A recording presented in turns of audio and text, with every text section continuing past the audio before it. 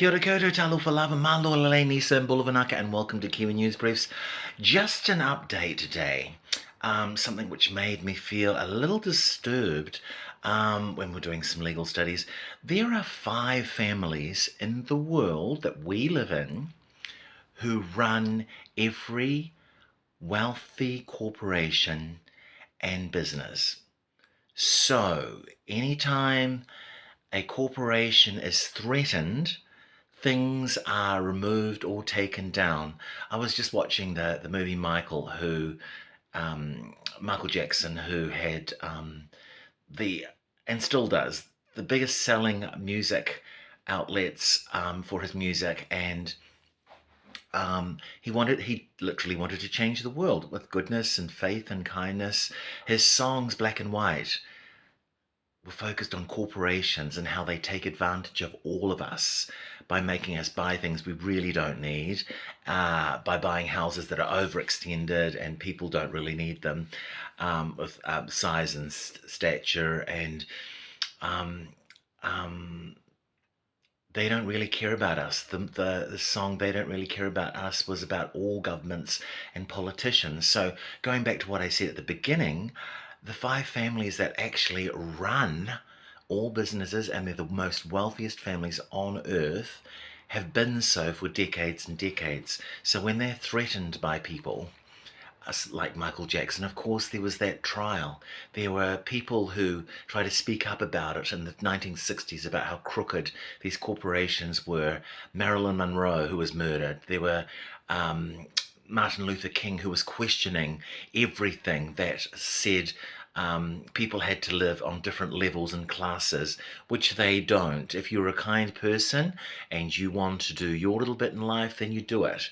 But these people seem to think that they are at the top of this pinnacle pyramid, and that's the way it should stay. So for decades and decades, we have been actually following suit and actually falling into their so-called corporative structure without even knowing it. So businesses, people who are politicians who are in so-called conservatives, they're conservative, all right. They want to just conserve their place on earth as the wealthiest people. So therefore they create hunger and poverty by keeping people at the lower level, refusing to pay them what they should be paid for, and that stays structure after structure. And regardless of what party comes in, they try to keep these hierarchy levels. And of course, when it gets to the courts, they have people who can get out of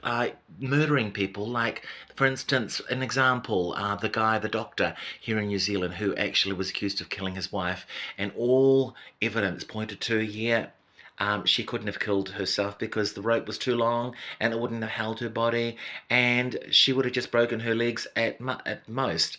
And yet he paid out himself to go free. And so this is what I'm talking about. They try to keep the structure of wealthy, you know, blue collar workers, and then everyone else below. And it's just so wrong. And if we don't identify this with yourself and the next generation, we'll keep going and going with this horrible structure, which keeps the wealthy wealthy, and those who are in low levels of socioeconomic poverty stay there. They stay there. It's quite criminal, really. And it just made me aware that people who are filthy rich can pay themselves out of, like, even murders.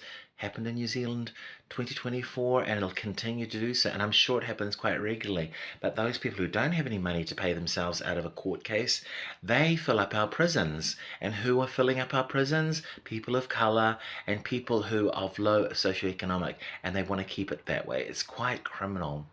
But going forward, people who are studying law, hopefully people of colour like me, can actually make people aware of who you're voting for.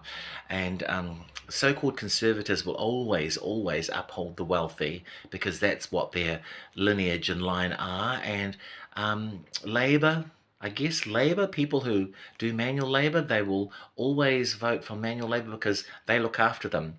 They are like welfare states, or give out